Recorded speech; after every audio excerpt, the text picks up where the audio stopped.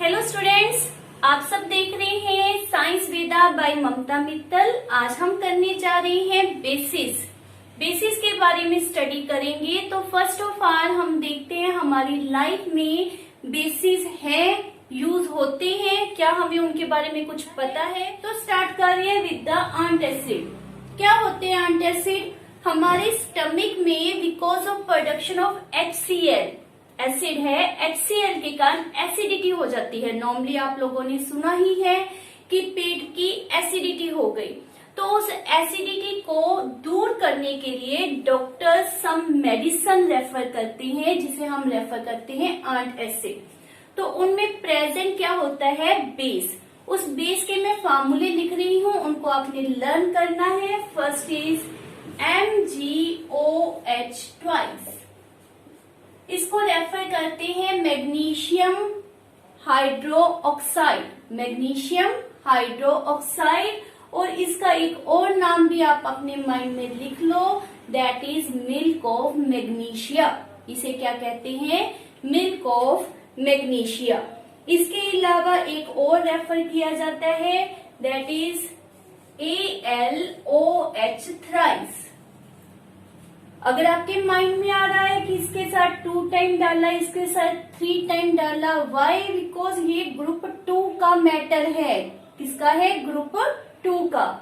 और ये ग्रुप 13 को मैंने अपनी पहली वीडियो में आपको समझाया था, उसको आपने 3 माइंड में रखना है। तो उसकी वैलेंसी 3 होती है, इसलिए उसके साथ OH 3 टाइम। क्लियर? नेक्स्ट है हमारे पास अल्केलाइन बैटरीज आपने एसिड में भी पढ़ा था, जिसमें सल्फ्यूरिक एसिड को यूज किया था। एक होती है अल्केलाइन बैटरीज, उसमें हमारे पास KOH को यूज किया जाता है, जिसे हम कहते हैं potassium hydroxide. OH hydroxide, K potassium, तो क्या कहते हैं? Potassium hydroxide. और इसका एक कॉमन नाम भी आपने माइंड में रखना है, that is known as caustic potash.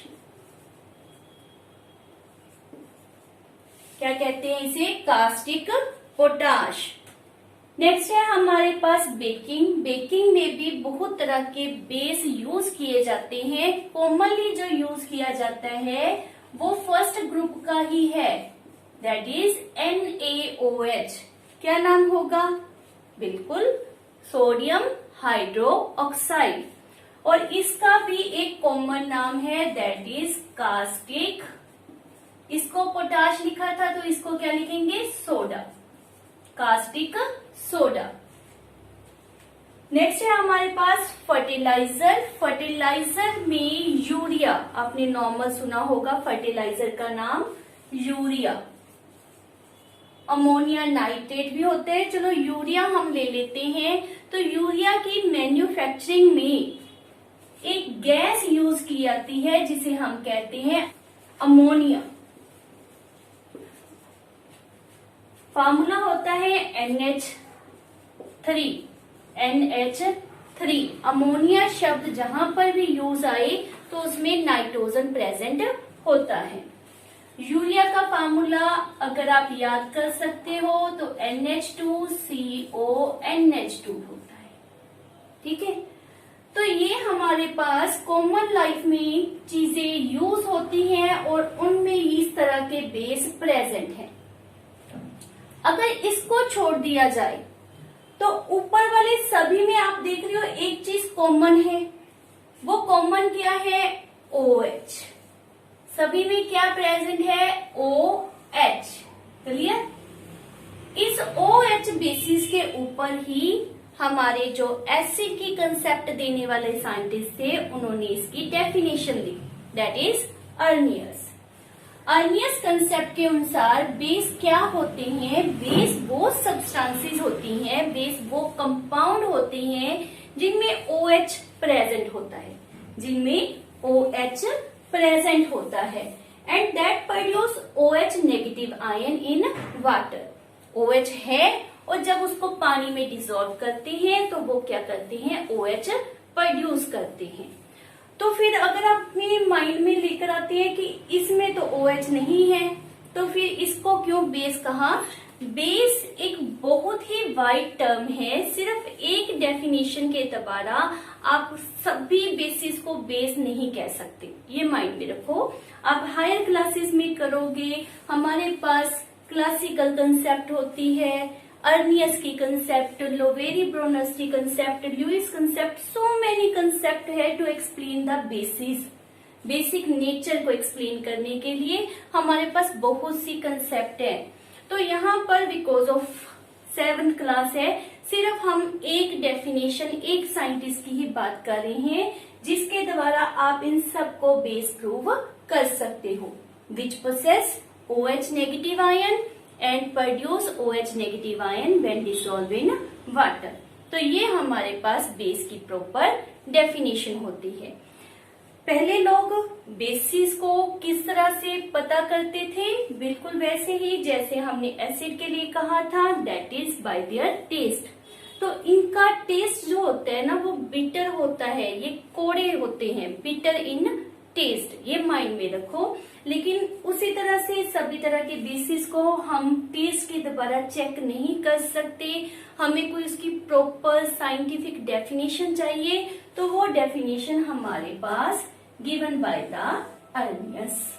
Clear? Further हमारे पास है कि बेस जो होते हैं वो 2 टाइप की हैं, one is strong base and second is weak base. तो क्या डिफरेंस है स्ट्रॉन्ग एंड वीक बेस में? जो बेस स्ट्रॉन्ग होते हैं वो पानी में पूरी तरह से डिसॉल्व हो जाते हैं।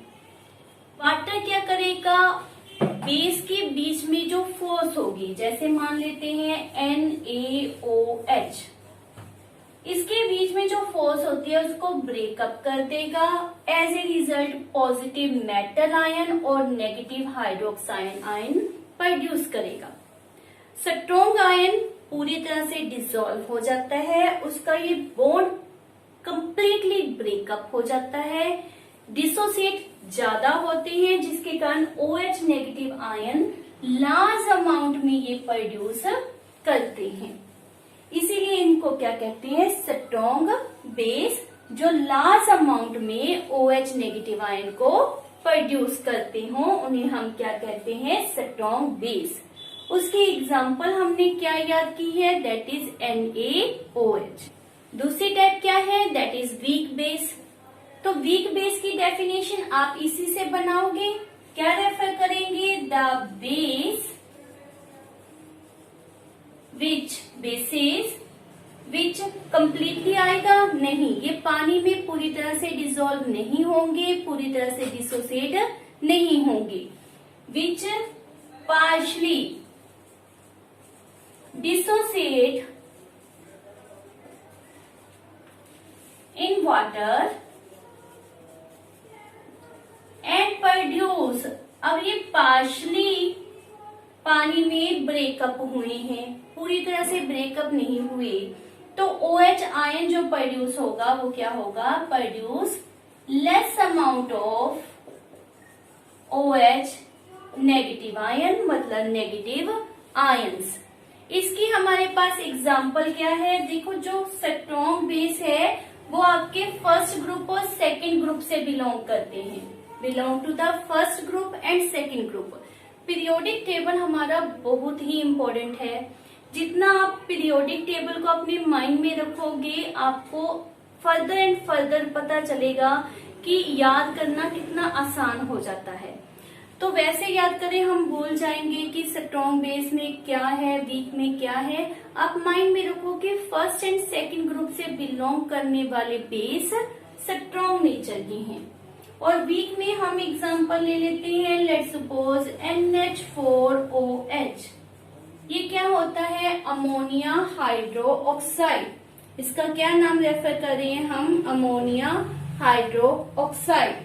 और एक हमने ऊपर लिखा था ये 13th ग्रुप से बिलोंग करता था, तो ये भी हमारे पास क्या है, weak base. This is very important, आपके पास नॉर्मली क्वेश्चन पुट किया जाता है, give 2 example of strong and weak base. तो एग्जाम्पल दे सकते हैं आप, ठीक है। डेफिनेशन पूछ ली जाए तो डेफिनेशन भी आप इजीली दे सकते हो। जो ज्यादा मात्रा में OH प्रोड्यूस करता है मात्रा मीन्स कंसंट्रेशन अमाउंट, ठीक है, उसे क्या कहते हैं हम, स्ट्रॉन्ग बेस। जो कम अमाउंट में प्रोड्यूस करेगा OH नेगेटिव आयन, उसे क्या कहेंगे, वीक बेस। जहां आप ये कह सकते हो जो कंप्लीटली डिसॉल्व हो जाते हैं उसको कहते हैं स्ट्रॉन्ग बेस, और जो कंप्लीटली डिसॉल्व पानी में नहीं होते मीन्स वेदर वो इनसोल्युबल होंगे, पानी में इनसोल्युबल होंगे या फिर स्प्रिंगली सोल्युबल होंगे। स्प्रिंगली सोल्युबल मीन्स पूरी तरह से वो डिसॉल्व नहीं होते। तो ये भी डिफरेंस पॉइंट ऑफ व्यू है, जो पूरी तरह से सोल्युबल हो दे आर स्ट्रॉन्ग, और जो इनसोल्युबल या स्प्रिंगली सोल्युबल हो दे आर वीक। एक और इम्पोर्टेंट टर्म आपने यहाँ पर माइंड में रखनी है, that is known as alkali. Alkali क्या है बेटा, बेस दो तरह के हमने मेंशन किए, which are soluble in water और विच आर इनसोल्युबल और स्प्रिंगली सोल्युबल इन वाटर। जो बेस वाटर में डिसॉल्व हो जाते हैं उन्हें हम क्या कहते हैं, alkalis. The bases which dissolve in water, उसे हम क्या नाम देते हैं, अल्कलीज का। तो इट मीन्स क्या है, बेस एक बड़ी टर्म है और अल्कली उसका एक छोटा सा क्या है, पार्ट। तो आपके पास एक क्वेश्चन पुट किया गया कि all the alkalis are base, क्या जितने भी अल्कलीज है वो बेस होंगे? Answer is yes, because alkali base का एक पार्ट है। Is all the base are alkalis? No. Why? Because कुछ बेसिस ऐसी है जो पानी में डिसॉल्व नहीं होती। So this are simple properties, naming and definition for the base. इसको अच्छी तरह से लर्न करें। मेरी वीडियो को लाइक, शेयर एंड सब्सक्राइब जरूर करें। मिलते हैं हमारी नेक्स्ट वीडियो।